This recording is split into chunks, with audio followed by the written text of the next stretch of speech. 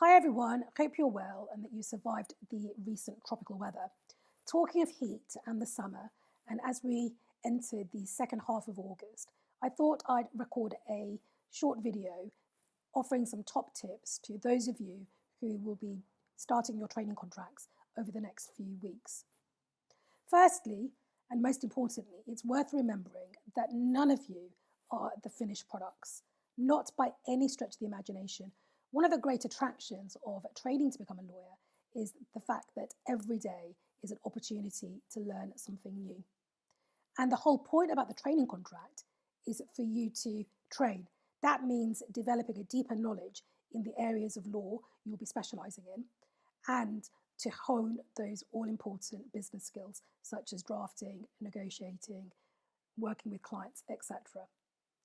With regard to work, when you are having a piece of work delegated to you, either from a senior colleague or from a client, it's worth remembering that you should try to obtain absolute clarity on what they're after. Do they want a really detailed note on a piece of law or just something really superficial, 3 bullet points? And if an instruction doesn't make sense, then don't be afraid to ask them to go through it with you again. There's nothing more likely to induce that sort of sweaty anxiety, thinking, oh God, I'm not really sure what I'm doing. I should have asked for help. And then, worse still, you decide that you will go and get some clarity later on and the person you need to speak to isn't around. Also, when obtaining instructions, make sure you get confirmation of the deadline and whether the individual wants you to check in with them halfway through the process. Each individual you work with will have a different style, so it's worth learning from them as to what approach works from them and how that can be compatible with your working style. Talking of work, one of the areas that trainees I work with always get picked up on, certainly during their first seats, is attention to detail.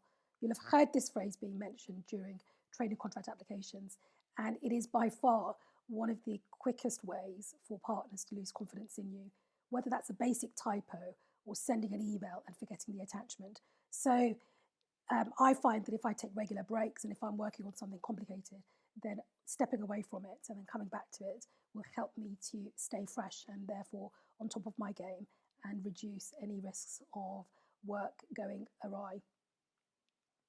Thirdly, again, in terms of the work you'll be doing, be really proactive, especially in this climate where work may be scarce. So maintain regular contact with your supervisor and keep them updated on work that you're doing for them and for other members of the team. And think really proactively also about what sort of work you want to be doing. It's really important for you to appreciate areas that you think you need to develop. So whether that's an opportunity to hone in your research skills or you want more client contact, etc. Because if you leave all of this to chance, there is a risk that by the end of your 2 years, you'll have spent much of that period stuck in a data room doing due diligence or the sort of mundane processy work rather than the real sort of hardcore stuff that will help you become ready for life as an NQ. Relationship building has to be on my list of top tips. I write about and blog about relationship building, networking all the time. And a lot of you may think that this is about external relationships, but internal relationships with your colleagues is just as important. So maintain regular contact, probably virtually at the moment because still a lot of us are working from home, with other trainees in your intake, your supervisor, as I've mentioned, as well as wider team members. But it's also worth coming up with ideas of how you can develop relationships with other parts of the firm. Because I think if you work towards becoming a good citizen of your firm, then you are more likely to be valued as a team member and have a stronger chance of qualifying into the team you want to ultimately end up in. Becoming a good citizen of your firm could involve getting involved in pro bono work, in graduate recruitment activities, and even a little bit of BD. Granted, that's a bit harder in your first seat, but as you progress through your training, it's worth thinking about how you might be able to help partners with, for example, ghostwriting an article or doing some research for a pitch document.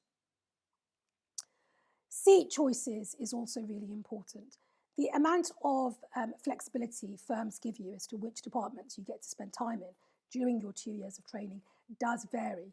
But where you do have a choice, it's worth factoring in what sort of lawyer you want to be and then making seat choices that complement each other.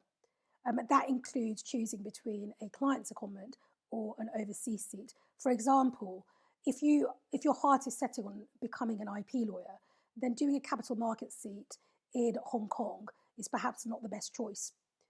You may find that doing a client secondment and sitting within a commercial team or an IP team within that client is going to prepare you much more for life as an NQ specialising in IP. The final point I wanted to make, and again it relates back to relationship building, is now, if you haven't already done so, now really is the time to start thinking about your personal brand. How do you want your colleagues, so that's senior colleagues and contemporaries, to see you? And remember, it's not about being popular. As far as I'm concerned, it's about being well regarded and respected, but most importantly about being a trusted colleague and advisor, because that's ultimately what people want. So,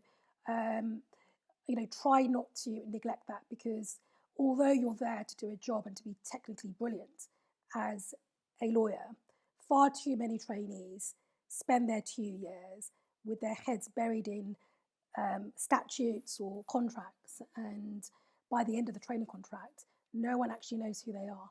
So that brand and being memorable is also critically helpful to ensure that you flourish beyond your training contract.